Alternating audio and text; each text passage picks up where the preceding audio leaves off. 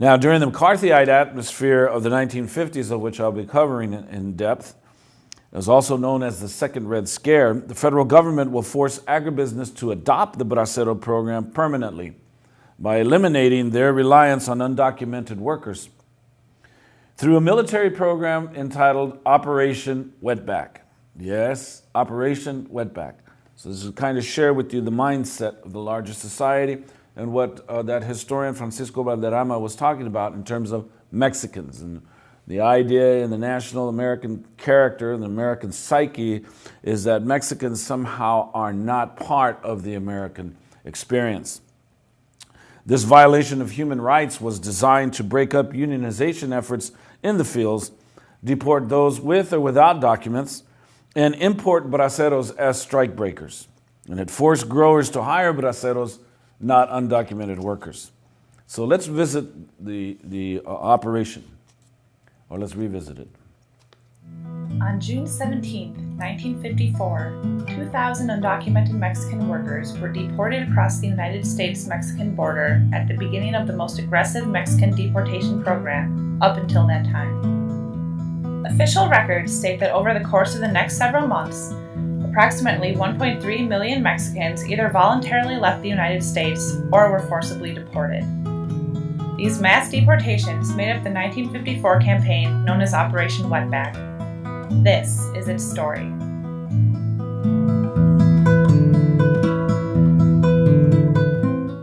By the 1950s, the United States public and government had grown worried about the increasing numbers of apprehensions of undocumented Mexicans, or wetbacks. The derogatory term wetback comes from the perception that many undocumented workers swam or waded across the Rio Grande to reach the United States. Popular media cited undocumented workers as responsible for increased disease and crime rates, narcotics, security threats, and soaring welfare costs. President Eisenhower was similarly concerned. In 1954, President Eisenhower appointed General Joseph Swing as head of the Immigration and Naturalization Services, or the INS, in hopes that Swing could resolve the immigration problem. Under Swing's command, the INS and the Border Patrol saw the benefit of a large-scale deportation campaign to relieve this anxiety regarding undocumented workers. This led to the creation of Operation Wetback in the summer of 1954.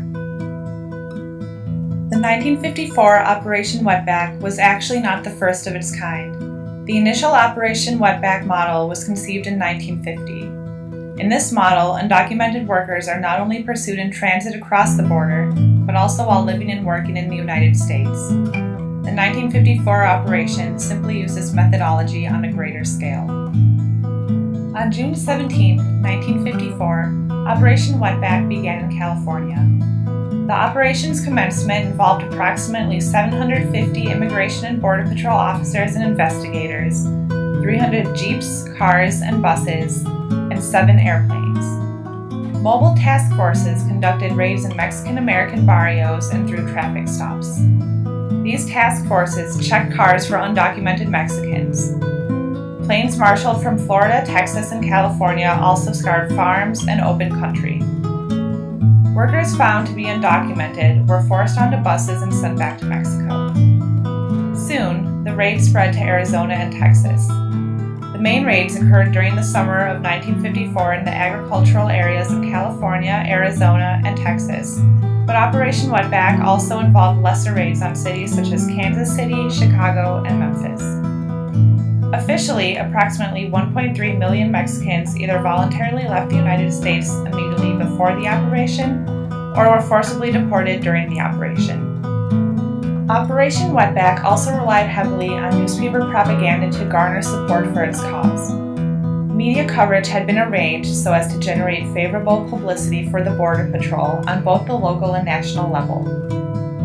As undocumented immigrants were rounded up, forced into buses, and deported across the border, the press took photos of officers apprehending dozens and hundreds of undocumented Mexican nationals at a time. The press's involvement created a constant buzz in the headlines of regional and national newspapers throughout June of 1954. In addition to the mass publicity surrounding the campaign, Several historians have suggested that the number of apprehended undocumented workers during Operation Wetback was, in fact, greatly exaggerated. Regardless of the accuracy of the numbers, however, Operation Wetback was perceived as a successful campaign at its time. Overall, the press releases of Operation Wetback helped persuade government officials, the general public, and agribusiness interests to recognize the Border Patrol and INS as an important sector of the government. While the 1954 Operation Wetback did not curb illegal immigration forever, at the time it was seen as an effective measure to rid the United States of its so-called wetback problem.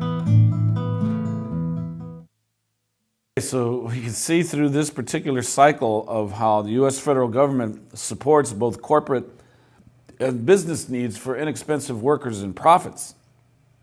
And again, since its inception, the United States has maintained groups of rightless workers.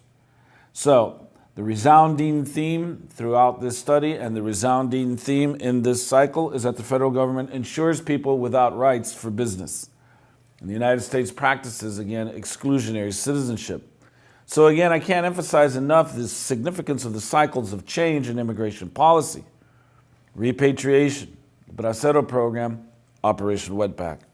Every generation's experience with recruitment and then deportation is crucial to understand because it reveals this cycle of change that will continue to the present day. And whenever there are economic labor necessities, the remedy becomes Mexican migration, which stimulates a movement of people to the United States.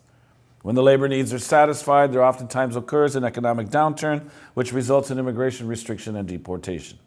And this process occurs again when the United States is in need of labor. It's important to understand this cycle because it occurs numerous times in the 20th century. It is occurring today. Today's controversy is but a reflection of this cycle.